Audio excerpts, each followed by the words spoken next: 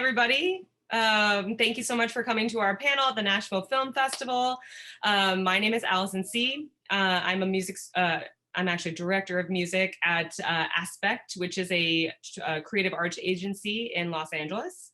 We work on movie trailers and video game trailers, home entertainment, streaming, all kinds of different stuff, and now even political ads. So I'm even learning in this time of election year and COVID. I am so lucky to be able to share this room with some amazing humans who I get to work with and definitely benefit extremely from their work. So I'm going to pass it off for everybody to give a little intro of themselves. So I'm going to pass it to Alison Dannenberg at peermusic. Hi, everybody. Alison Dannenberg at peermusic. I'm the manager of film and TV, so I'm in charge of exploiting our copyrights for use in trailers, promos, major films, scripted television, and I also help search for talent, writers and artists that work specifically for the sync market. Perrin? Is that me? Hey, Yeah, I'm Perrin. Hey, sorry, Perrin Lamb. I'm a partner and head of A&R at Sorted Noise. We're a Nashville-based company that makes and licenses music for TV and film, advertising, trailers, through our Sync bootcamp model that we've developed. Sheida, did I say that right? Yeah, you got it. Good. I'm Sheida Mohammad. I'm at Zync Music, which is partnered with Roundhill Music. I am creative ops manager, dealing with day-to-day pitching, helping out business affairs when new deals come in, and we work on media across the board. And yeah, A&R is a fun part of the day, so excited to get into this conversation. And Peter? So, hey y'all, my name's Pete Buck. I am A&R and creative at Secret Road Music Services. We're a boutique sync licensing admin publishing company based out in LA, but I am actually in Nashville taking care of everyone here and interacting with our licensing teams in LA and New York and Australia. So I'm primarily responsible for signing new acts and also engaging in all the creative activities, whether that be setting up co-writes, like handing out briefs, and interacting with my licensing team to make sure that everyone's writing some awesome music. So yeah. Amazing. It is so awesome to share this virtual room with you guys. And I'll be moderating today, asking some questions and learning about some stuff myself. So this is really exciting. Very important first question is, how many of you guys put on real pants for today's panel? Well, that's a debatable what constitutes real pants, right? That's true. It's true. Is anybody wearing jeans? I haven't worn jeans, I think, this whole time. I showered, so you're welcome. Awesome. So we thought that we would maybe kick this off just to kind of show something. Alison Dannenberg and I totally lucked out and had a great finish only just a couple of days ago on a Call of Duty piece. And so we thought we would just show it really quick so you guys could kind of see some of the things that we all work on and just have a really quick convo about it before we get deeper into some A&R stuff. So I'm going to just share this and hopefully not mess it up. Scream at me, panel people, if we can't hear anything, but here we go. Let's go. We showing up. It's going up. Let's go. Never slowing up. Ain't nobody stopping us. We ain't stopping. Let's go. We taking off in a spaceship. Take flight. 10 toes I'm in. Way back when. Let's go. I knew I was eliminate all hostiles. Up from the bottom. We up. Now I got something to prove. Try making a move against my crew and you guaranteed to lose. Going up. Elevate. Auto trade. All the way. Top of the top. We made it. Yeah, calling all the shots at the top. I'm a boss. From the ground to the crown. Now it's millions that we touch. Coming up big in the clutch. Cause you know we showing up. Be ready. Elevate. Top of the top.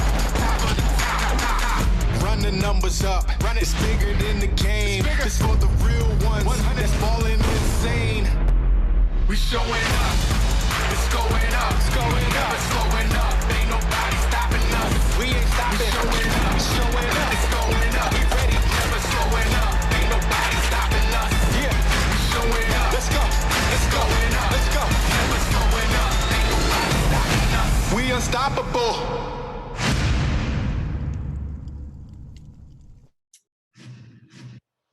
Alrighty. Nice. There you go. So that's my company does a lot of stuff for Activision with Call of Duty, and so I hit up a bunch of people just trying to see if we could find the perfect track for this piece, and Alison really came through on this one with an amazing track by Seven Kings. I'm gonna kick it to you, Alison. Just give us a little info of maybe how this all went down. Yeah, I love this band, Seven Kings. They've worked with a lot of huge artists like Kanye West and Dr. Dre and Usher, but this producer is really incredible at creating these, our favorite word, swagger, dynamic tracks that have these varying claps throughout. They have that fun synth at the beginning that changes at the end. And all those different dynamics are, you know, just editor candy, especially for a Call of Duty trailer or any type of action trailer. Amazing. So virtual high fives because we haven't seen each other in real life in forever. So Oh, you met with her. I was like, I'll take it high from you five too. too. I'll take it from you too. Yeah.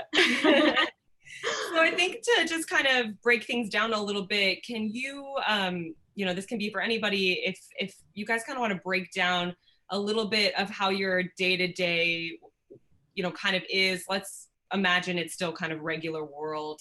And we can kind of break down the COVID stuff later, but just sort of what your role is and how you interact with artists, supervisors, just kind of a brief description if somebody wants to take a stab at that. I can start. My role is unique in that A&R is not my primary focus, which is a little shocking, I think, maybe saying in this panel, but at Zync, it is a very unique space where we can all bring in artists for everybody's ears to weigh in on and listen and see if it does work for the kind of searches and needs that are currently being asked for within the community. And part of my day is just listening in on what's out there, and whether that's on up and coming Spotify playlists or what my friends are listening to, or just who our artists are collaborating with, and letting them kind of set the trend of where their music is going, and what is influencing them helps kind of steer the direction of where we may go in creating music and then begin to pitch that out. So it's a bit of everything in my world, but I do enjoy the part where we get to take what's coming in as far as the needs of our music supervisors and either pulling from our catalog or filling in spaces where there are so many frontline artists out there that can come in and fit those needs. Awesome. Perrin, do you find kind of similar in that or different in your day-to-day? Yeah, it's pretty different. So the biggest part of what we do are like I mentioned before, our sync camps. So we call them boot camps. So the biggest part of my day is planning. We do them about every 6 weeks. So it's planning the next one. So I'm trying to find artists that would fit into that model well, and then what target do we want them to hit? So it's a lot of brain power, but it's following the trends of the briefs that we're seeing, and you know, consistent references that we're seeing, and trying to find those targets that we can ask our people to go and hit. Awesome. Peter, do you find kind of similarities there, or things different with your LA and Nashville kind of connections? Well, if I would say that my job is almost like a combination of what Sheida and Perrin just said. Like, well, first off, A&R is my primary thing. Like, I am always constantly looking out, trying to find people to sign with us, and that's definitely the fun part. So I'm always like getting submissions, and also reaching out to people and really analyzing what my team is pitching and seeing what kind of holes we have in our catalogs that need to be filled. So that's part of my day-to-day, is always communicating with my team and finding out what we could be like like what our needs are and what kind of acts I should be looking for.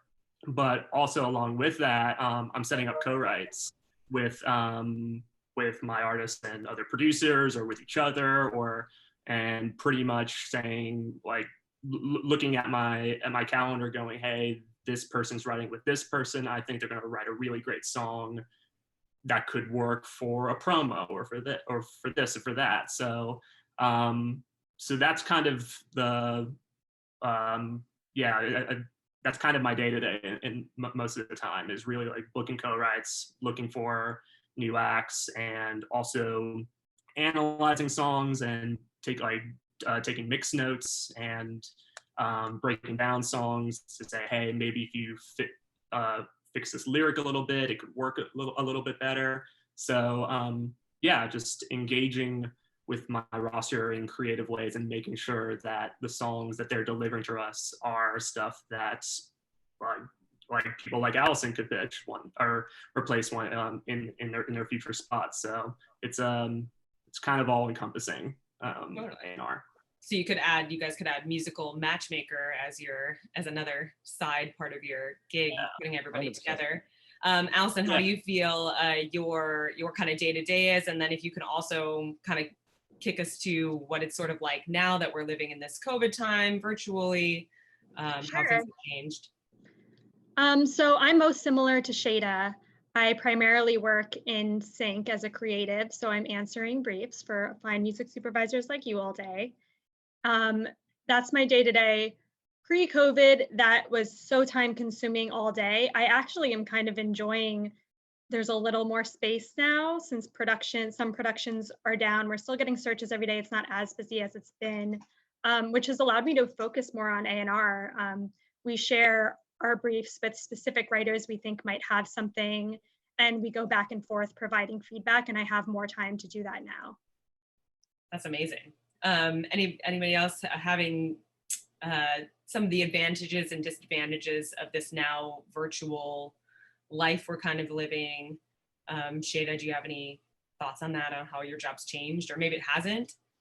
A little bit. I mean, we were going to shows like several times a week to check out artists, to check in on our artists that are now in town or new artists. So that time that we're not like spending to scramble out and, make it somewhere and show up, support, has oddly freed up to do other things and spend a little more time at home listening and diving deep in different places.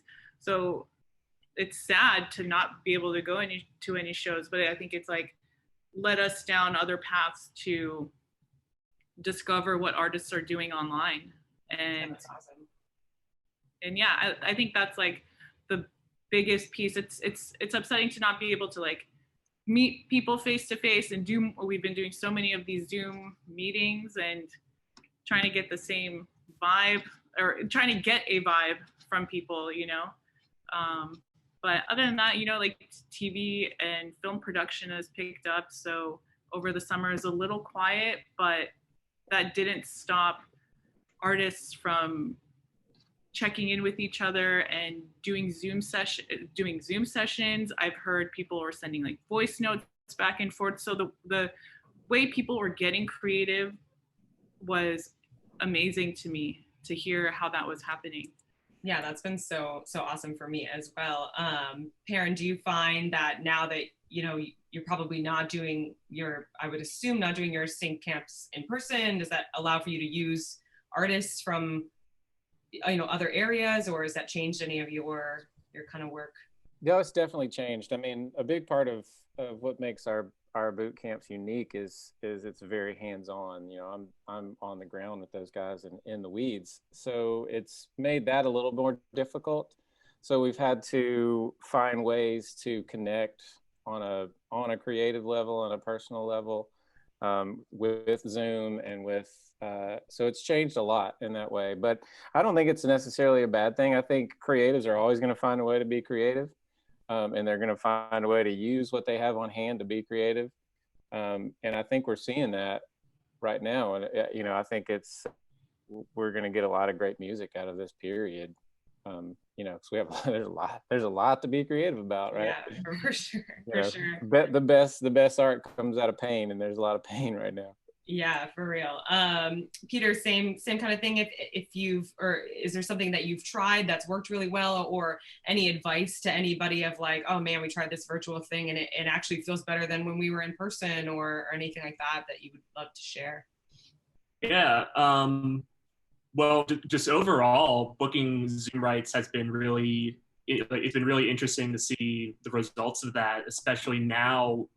What the benefit of it is that it erased geographical boundaries. Now my people in LA can always collaborate with my people in Nashville, or my people in Nashville in New York, or my people in LA in London, if they even want to. So with the boundaries completely gone, as an A&R and as a creative who's always thinking about different combinations and who could work well with each other now.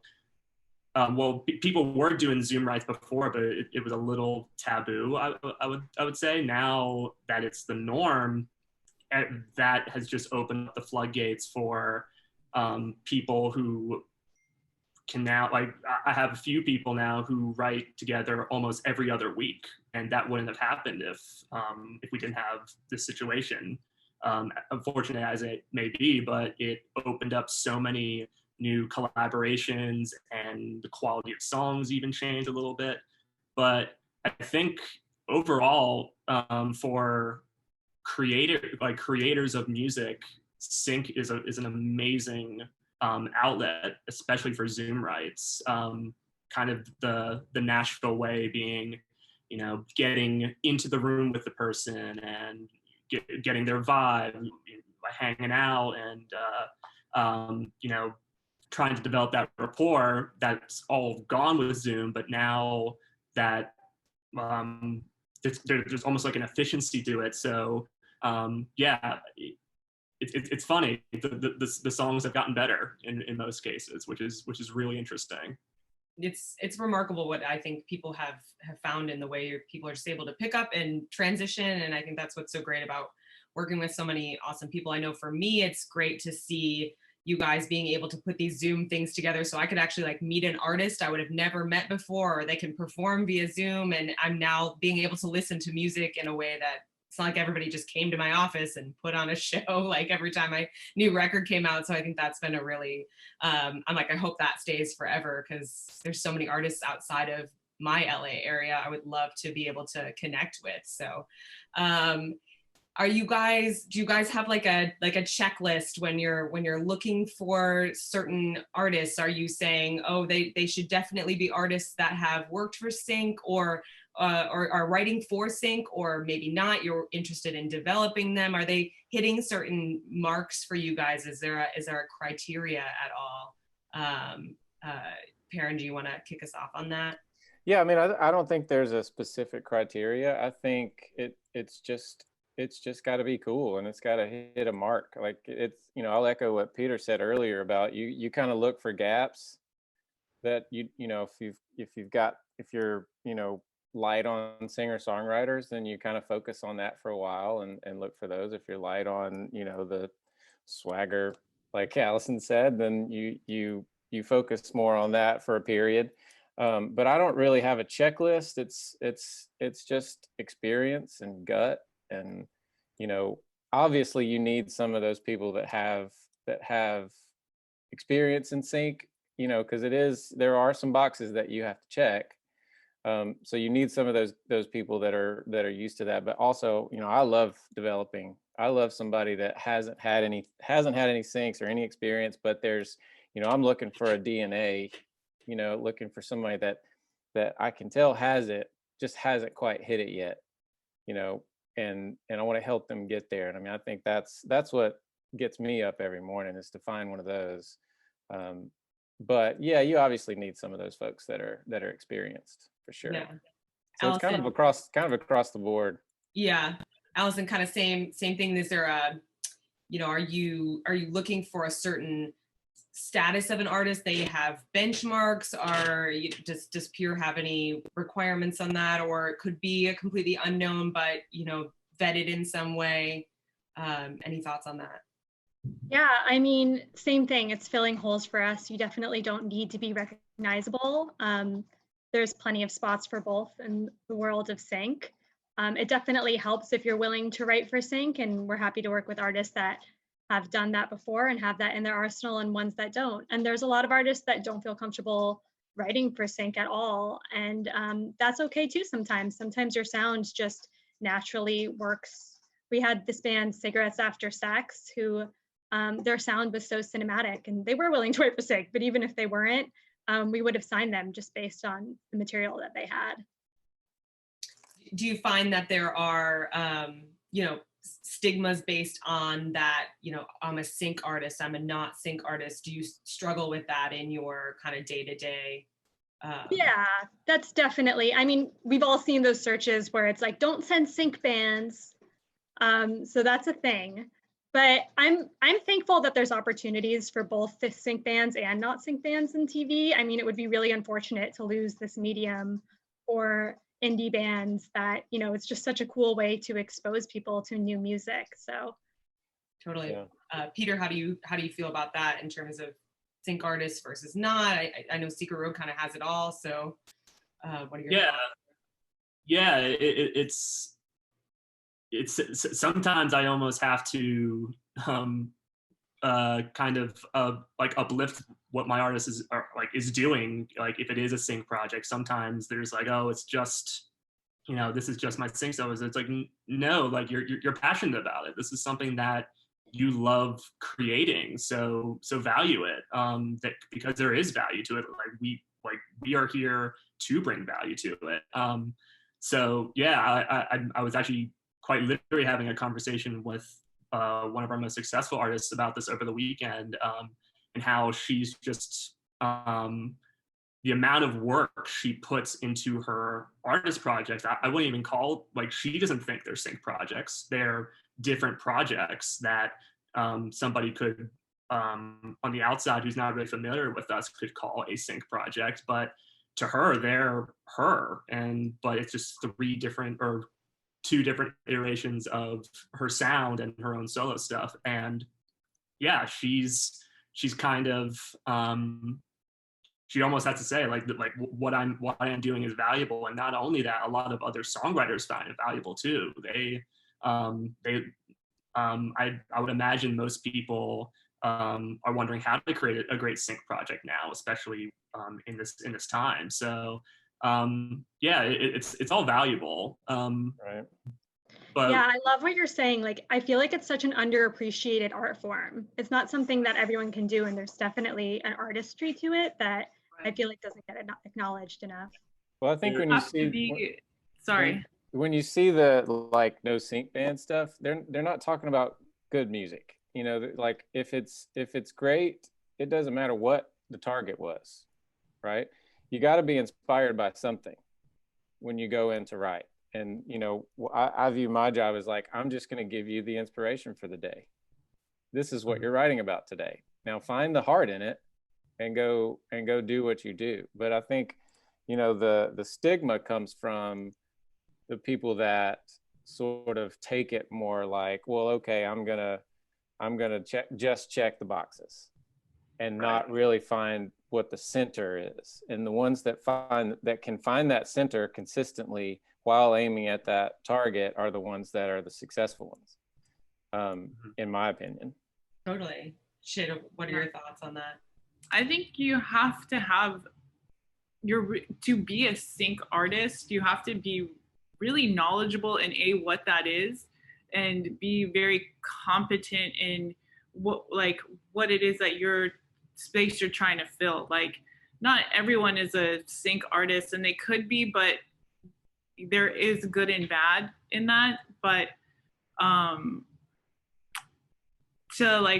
to go back, and we were saying, like, we look for artists that fill holes in our catalog. I think the best thing a person on the other side can do is to look at rosters and be like, hey, am I in line with a lot of these artists? Can I be put out in potentially the same playlist as these artists? Or is my music different enough where maybe this could fill that hole? And those proactive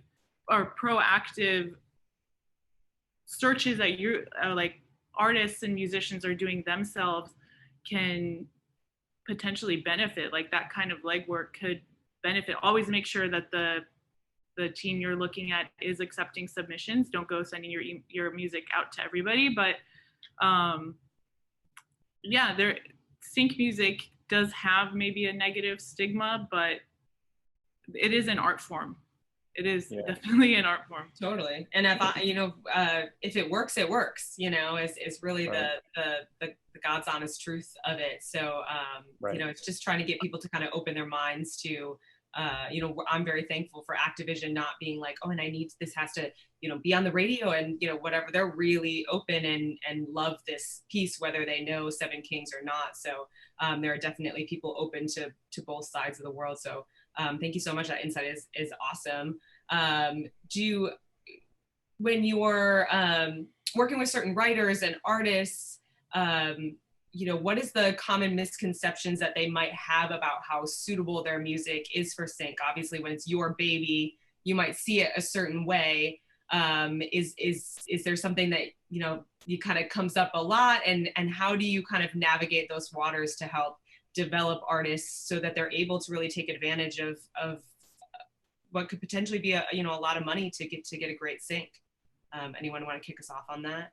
I think there's a level of self-awareness that it takes for an artist to be able to look objectively at their own art, at their own songs. So I would encourage anybody out there that's listening that's an artist that is to try your best to look at your stuff objectively and go, could I hear this on This Is Us, or like, or if I can't, why wouldn't it do it? Is it because of the lyrics? Is it because of this and that and the other? And then really dig into how can I change that? Or let's say an artist has had a sync and then goes dry a little bit. Look at that song. Why did that song get the sync and these other 30 didn't?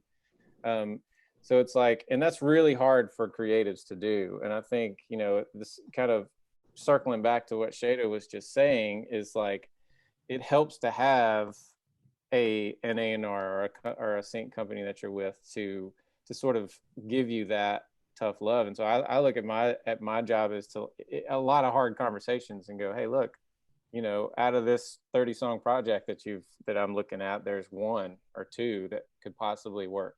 These other ones are awesome, but here's why they don't. Here's why they're probably not going to work. Now let's take those two and really hone in on what it is about those that work, and then blossom that and build upon that. How often I think guys... it's just the self-awareness. Totally. How often are you having that conversation of like, I know you wrote it today, it might be 2 years from now. It's not that, just because it didn't get bites immediately, I think I find a lot of people are like, okay, and goodbye with those. And so I like to ask people, and I'm sure, a couple of you in this room have gotten this, like, I call them like unlicensed gems, where it's just like a list you give me every now and again that you're like, I cannot believe this hasn't gotten placed somewhere. What's that kind of conversation like when you're trying to explain to your artists, like, that this might be right, it's just not right now, I just remind everybody that music supervision is subjective. And there's a lot of factors that go, you can speak to this more than I can, but there's so many factors that go into why a song works for something that it doesn't mean you're not worthy.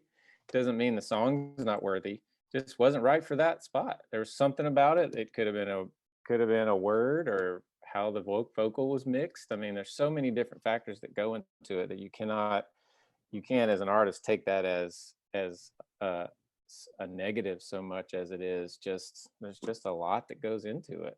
Totally. Peter, or Alison, sorry, yeah, go ahead. Sorry, I was just going to say, I'm not sure artists are aware of how many approvals a song has to go through before it actually airs. Like, even if a music 100%. Supervisor loves your song for that spot, it has to go through so many people before it actually airs. Yes. So that's something I wish people were more aware of. Yeah. And there's that one guy at the end of the chain that can kill it, right? Yeah. And it could be for the silliest reason. Yep. Yeah, my kid doesn't like that person. Oh, okay. New song. It doesn't necessarily And it can go all the way up to the actor in the movie. It's not always just the people in studio or the people within my company. So yeah, that's a great point, Alison. Peter, any thoughts on kind of tough love conversations you might have to have with people, or just getting people to understand that, you know, you're doing it to help develop and help them get these licenses? Yeah. Ultimately, whenever if I'm ever deciding to go into a song, it's a song that I think it's worth my creator's time to really flesh out. That's always something that I try to keep in mind. I mean, I told one of my guys yesterday, I just said, this isn't going to work. I don't think this is a really solid idea.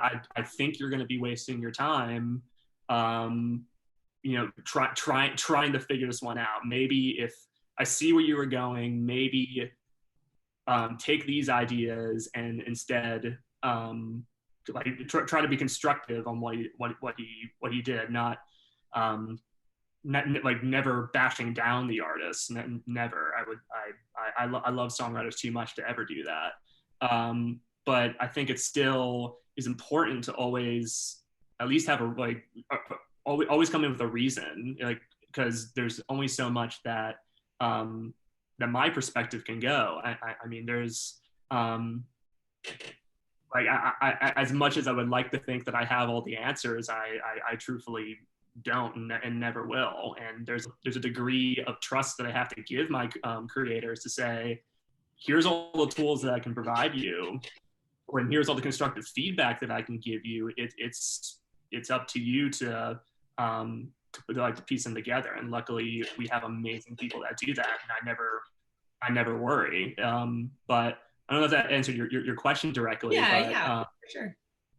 Yeah. It's everyone's like everyone approaches it so differently. There are people that I never hand briefs to and they murder it, and there are people who need nothing but briefs and really specific direction. So it's everyone's different, and it just really it's just being their psychiatrist in a way, and really and just their champion. Like it's if you just want to make a songwriter happy, find the one thing that you think they were proud of writing in that song and point it out. And there's always a little thing about it that you know that excites them about a song. So I joke around, this is a joke, but it's kind of true too, is I always feel like the Grim Reaper too. Like when we're creating something, it's always your favorite line. It's always the favorite line of the song that you've written that we got to cut. That's not gonna work. Not always, but I joke that it is like, okay, you know which one I'm talking about right now. You know we got to cut that line. And they're like, ah.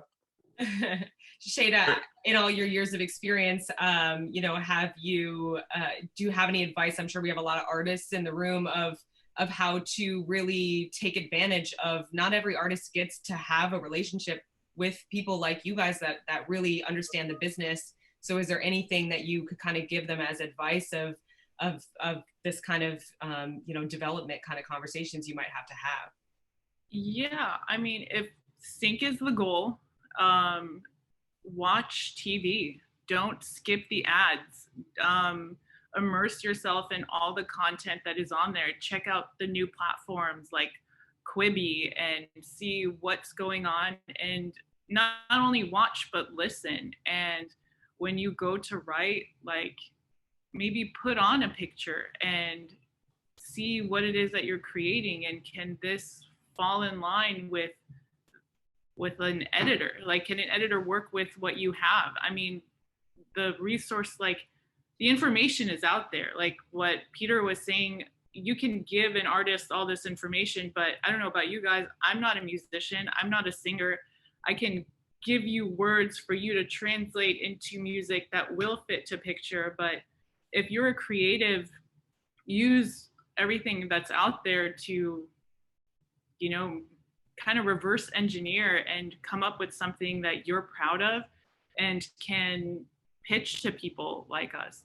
I think there's so much information out there, and just continuing to work at it, you know, like no one is an overnight success as much as it may seem like, because a show airs and now suddenly an artist is huge. But it took a lot of work and a lot of pitching to get to that point. Back to your earlier question of maintaining those relationships and conversations about why it's not working. Like, I send out a lot of reports sometimes about, hey, here's where we pitched all your music, and it's just, for whatever reason, no matter how much we've loved it, it just didn't stick. And we're open about that fact. And it could be, but then on the flip side, there could be a song that's like 6 years old and now suddenly it found its moment. So don't give up on it. You know, it's like a job. You got to just keep showing up, keep working at it, and eventually that it'll turn over. Like, the car will start and you'll be off. So totally. You actually touched on something that we haven't talked about as a group, and I'm curious about, and I think maybe the people in the room are, how many of you guys in this room are musicians? Would you consider yourself musicians? And then, you know, and so quick to you, how is that helpful for you? What does that bring to the table? Yeah, I mean, that's how I made my living, writing for Sync for a dozen years or more. So I come at it from a different way, because when you said reverse engineer, that's essentially what I did, because I couldn't get a publishing deal, couldn't sell records, couldn't do anything, but I was getting syncs like crazy. And so I was like, how do we continue to do that? So that's where the self-awareness comes. And nothing gives you self-awareness like having children and a family to provide for. So I was like, okay, I had 2 songs that were getting some attention. So what was it about those 2 that people were liking about than these others, and how do we recreate that? So, you know, in a sense, it changed my style as an artist, because I thought I was this one thing, but everybody was reacting to this other thing. And so as I began to blossom this other direction, I found who I was as an artist. And so I tend to bring that to the table when in my job now. I joke around again is that I used to be a player, now I'm a coach. So like, I use my experience as when I was doing this for real, like on the ground with no help, and trying to impart whatever I learned, digging it out of the dirt, to the people that we work with. You know, and it definitely gives you a different perspective for sure, because I've had those moments like Sheida was talking about where nothing's happening, and I know I'm putting out some gold, right? I know these songs are awesome. They are. I can't believe that song didn't get in Parenthood. What the heck? You know, what is my rep doing? He sucks. You know, and I'm like, and now that I'm on the other side of it, I'm like, they were doing the best they could. So hard, right? yeah. It's so hard. For those in the room that aren't, you know, you wouldn't consider yourself necessarily a musician. Obviously, you found success, so that, you know, isn't a requirement at all. Just quickly, if someone wants to kind of speak to, you know, to other people in the room that maybe don't come from a music background, but still see themselves being able to kind of find a career in A&R. I mean, yeah, I think a lot of the other creatives that we work with professionally aren't musicians, and we're still speaking the same language. It's more than anything about reading emotion in music, and understanding it to picture. So making sure you can do that, I think, is more important than playing an instrument. Playing the notes, totally. We have a couple, you know, questions from the people in our virtual audience. But what are some kind of do's and don'ts in terms of getting music in front of you? Is it just, you know, no way, don't send it, you know, just try to get yourself out there? Or do you guys have, you know, actual funnels where send to this email and we'll listen to it? You know, what's the, Peter, if you want to kick us off on that. I could give you a million things not to do. Boil it down to like your number one, you know, do and don't, I think. Give me a link. By the love of God, send a link, and don't ask for a phone call unless you have. And also, I'll give this to managers. We are selective with who we pick. We're like, this isn't a place you sign up to. So if your attitude is just like, where do I sign up? Sorry, you've already killed it. I gotta say that. But yes, for the love of God, please send me a link and like just information on who you are as an artist. Metadata. Metadata. What are your splits? Yes, thank God. Yes. Yeah, and I'm a human being too, and I like funny emails. I like interesting emails. I've sometimes just straight up responded to, like, I didn't even like the music, but I was just, you deserve a response because your email was just amazing. So, you know, that's awesome. You never know what's gonna set yourself apart. Sheida, do you have a quick, you know, definitely do, definitely don't? What are pretty high on your list?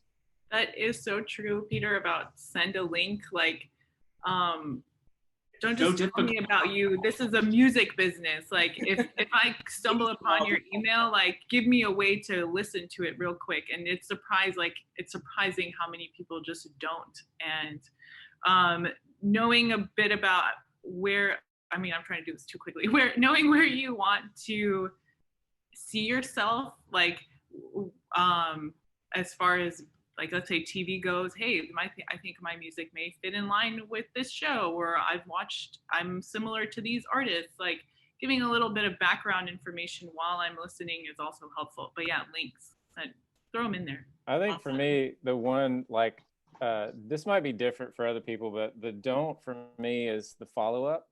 Like, if you sent me an email and it has all the information I need and the link, I will listen. And if this might be the tough love part coming out, but if I like it, I will get back to you pretty much immediately. If I don't get back to you, then it's probably, you know, move on to the next, you know, the next A&R guy. But that's kind of the bit. It's like the consistent follow up. Like, hey, I sent you an email. Did you look at the thing? Like that'll start to, like, even if I was on the fence about you, that'll start to push it off for me. Alison, do you have some do's and don'ts? Yeah, I think the two things I see the most that I would recommend not doing is, don't tell me you can do everything. Pick one thing you know how to do and send us that, what you're best at. And don't send us 40 songs. Pick like your 5-10 best songs. And when you're sending a link, don't make it a WeTransfer link, make it a streaming link. Lastly, don't direct message us on Instagram. Find our email addresses. Are you finding that you're definitely open to signing somebody who did find your email address or appropriately reaches out to you? You're open to that. I'm okay with that. Totally. Yeah, we'll listen to whatever. As long as it's a professional interaction, that's awesome.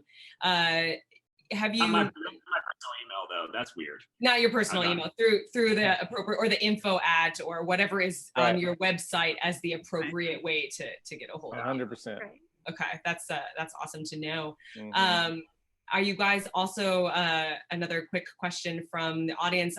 Are you noticing that traditional non-sync artists are now interested in sync or trying to make ends meet, as is mentioned in this question? And if that's the case, is that changing kind of the way you operate?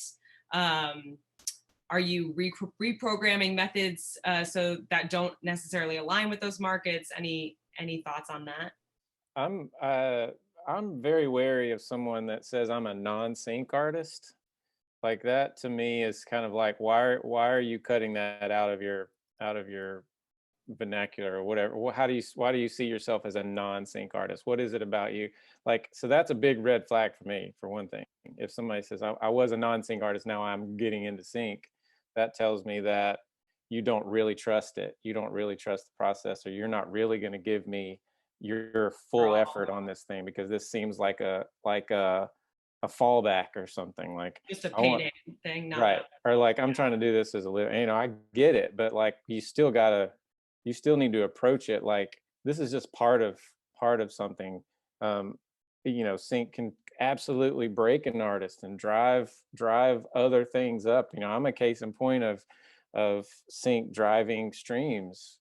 And we have plenty of artists that we work with who, you know, their total presence is built on sync. So it's like, try your best not to delineate the two and just like make that just a part of what you do. So that, you know, I would encourage people to not try to divide, make this big divide into, well, this is me and then this is this other thing. Like just do you, and just give yourself a better target. It seems like that's the big kind of what you guys are all kind of saying all the time. Is do what you are good at, and then allow you guys to do your jobs and help maybe just make those little notch dials to kind of get you into worlds you might not fully understand.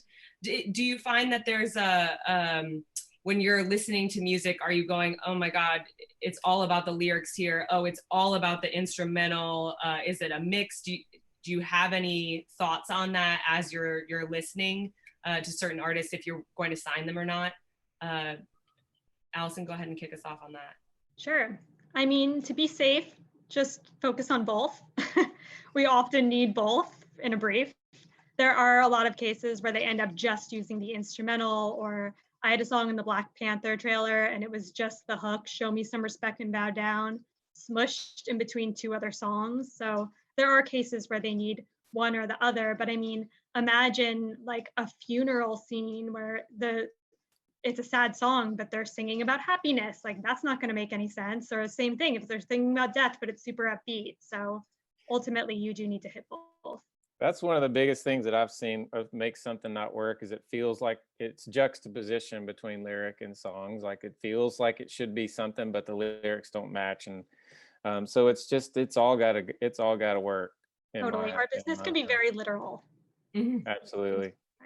Yeah, I mean, I personally recommend, and I don't know, you guys back me up here, but when people come and talk to me, I'm like, for me in trailers, like look a year out into the future about what's coming down the pipeline, what movies are coming out, and those are inspirational based on maybe what little information you even know about them, but that's kind of the distance ahead. And if you're looking for kind of something to be inspired by, that's kind of my go-to.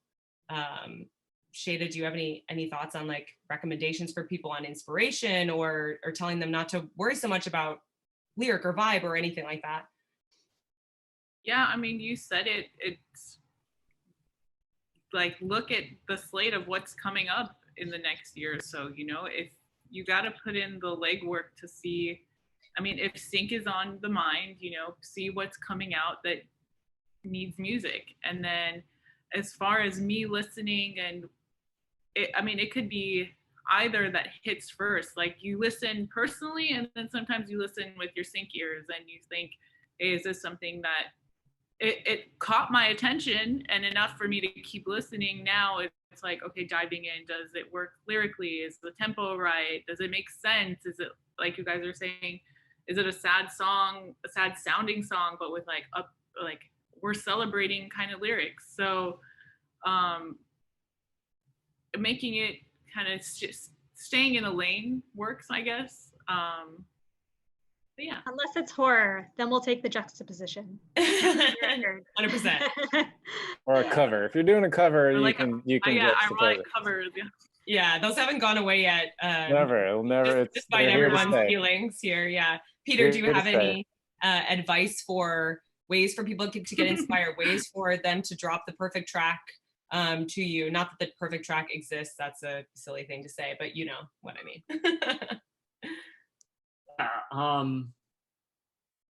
That's hard. So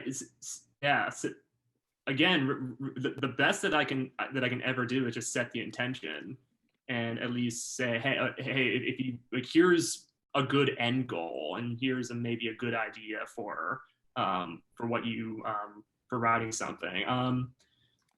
But like more importantly, it sounds so cliche, but it's just write the music you love writing. That's and as simple as that is, like if you don't want to write sad songs, don't write sad songs. And if that's not what you're vibing with, then you're not going to create the best song that way, because even though these are sync songs and actually, I hate the term sync songs. Like, they are songs. They come from the heart sometimes, and that's all. And it goes all the way back to what I said. It's just, I have to trust my people that whatever they're gonna do is just gonna blow me away one day. And luckily they have every now and then. There have been times where it was just duds, and then, oh my God, look, where did this come from? And that excites me. It's always, it's just let artists be artists, and give them the tools that they need, and they're gonna run with it. So hopefully that's good advice. Totally. We've given a lot of advice to artists, but what about people that want to be you guys? What should people take as their next steps if they're seriously interested in A&R? Is there a certain path? Is there a person, a class, anything that you guys can think of that would be helpful? I have three simple tips. Be a good hang, make someone's life easier, and tell people what you're listening to. That's great. That's literally it. So, anybody else in the room, any thoughts on if you want to be you, what to do next? I always say, just say yes to every opportunity. Anytime you get invited to a networking event, to a meeting, you never know what that could lead to. Yeah, there are so many like Facebook groups, Slack groups. If you're just totally new, getting started, look out for internships. I mean, a lot of companies, even like ours, are doing remote internships. Like, I started as an intern, and you just, like Alison said, you keep saying yes to opportunities, you keep picking up projects, and you get involved, and you never know, like, you may be interested in A&R, but there may be a different like segment of the industry that you fall in love with. But yeah, network too. Yeah. That's a great point. Yeah, it's a great point. Finding a mentor too, somebody that's been through it that can help guide you, and be patient is what I would say. Is not feel like, don't be afraid to work for free. I hate to say that, but it's like, those are the people that are going to get the attention of someone that's higher up the chain, is somebody that's willing to take the trash out, Totally. In my opinion. Or if you're me, you have to start your own company. There you go. Be your own boss. Yeah. Gotta do any of that. You made such a great point, Sheida, of just even you guys have the same job in theory, but within 2 seconds of talking, we've recognized that they're all very different, even though you're kind of same results. So you never know where, don't get your head totally focused on, I must be a music supervisor or a sync person, or that's it for me, that's a be all end all. There are so many little individual jobs in this crazy business we've all decided to be in. We're kind of approaching our last like eight minutes or so. Am I missing something that you're desperately feel like this room needs to hear? I mean, to like kind of piggyback on what we were just talking about, this is an industry that I don't think machines are going to take away our jobs. This is very much people-based, emotion-based, and when we need people, I don't think there's a limit to the number of industry folks out there, and musicians and artists. So there's plenty of space for people.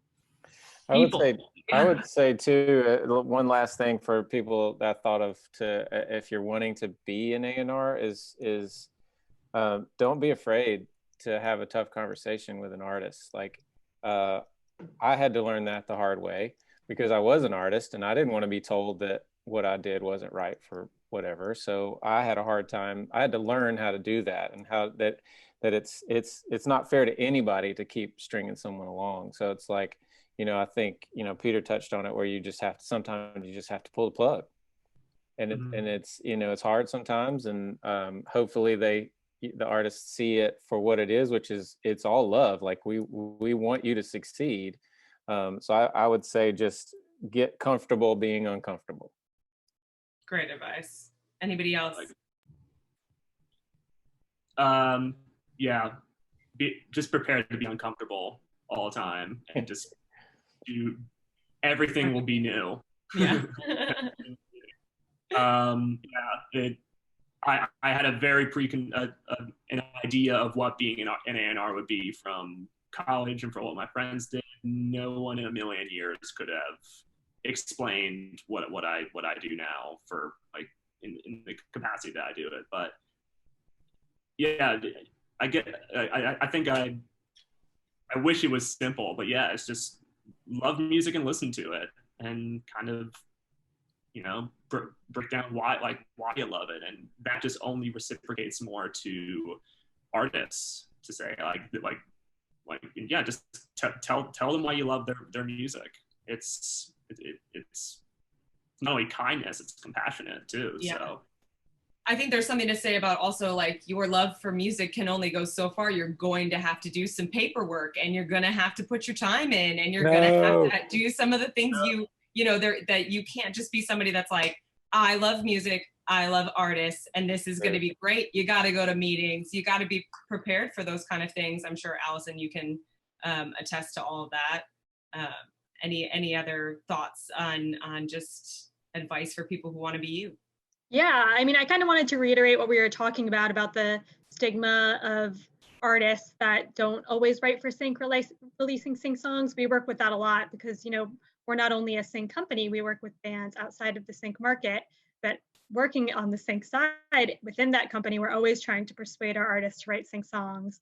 And we've had a few opportunities just within the past year where we've had major placements for artists that wrote songs geared towards Sync. They ended up not being comfortable releasing those songs, and they were in these major TV shows, and fans were trying to Shazam them. They were commenting on TuneFind and find them. Ultimately, they decided to release them because they saw how much their fans loved them, but it was kind of like a missed opportunity at that point. So, you know, trust 100%. You're not going to lose fans for releasing a song that's a little different. You're only going to gain them.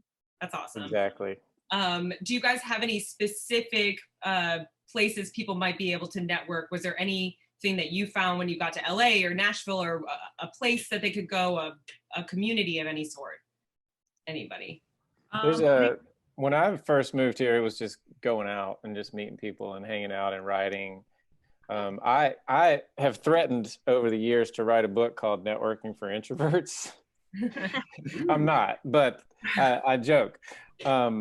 But I do think there's some things to know about how to set yourself up for networking success. But you definitely have to know where to be, and you have to be seen. And I think, but also being not seen sometimes is just as powerful of being in the right setting. And but it all comes back, for me, it all comes back to self-awareness and just kind of knowing that about yourself and where you can succeed. Some people do great cold emailing the publisher and getting a meeting. Some do great just hanging out and having a drink at the bar and meeting people. But it's different for everybody, for sure. Totally. Sheida, did you have sorry, go ahead, Alison. I was just going to say, in LA especially, like, you're in the world of entertainment. So the chances that like you're sharing an Uber with somebody that also works in entertainment and might have a connection to the business, it's not that far off. So don't be afraid to have that conversation. Totally. And now with podcasting, I mean, listen to these podcasts, look up these people that are in these panels. I'm pretty sure everybody has done a podcast, like hear what they have to say. Sheida, did you have a networking thought? There was one Slack group by Troy Carter, he's a talent manager, and he called Q&A. A lot of like up and coming, DIY artists, like people looking for managers, videographers, whoever. And they've slowly built a nice network of like 1,200 people, and like people posting for jobs, looking for jobs. And I think just getting in touch with the people who are kind of coming up as well is a great way to begin to build that network, because then you don't know where that person is going to go or end up. And then I don't know the name off the top of my head, but there are a few like music industry Facebook groups that go in and just say out loud what it is that you want, and someone out there will hear it and find you or connect with you and talk to you more about it. So that is great advice. I think we're just about approaching the end of our time. I hope you guys had as much fun in this conversation as I did. It was really awesome to hear. We work together, but we never get to talk like this. So if anybody has any last quick second, 30-second pieces of advice, now is your moment. Let's all go to happy hour. Yeah, right. Let's go network. Well, thank you guys all out there in the universe for joining us, and hopefully we will be able to connect in the future, and let's put great music out in the world and get musicians paid. Woo! Awesome. Thanks, guys. Bye. Enjoyed it. For everybody.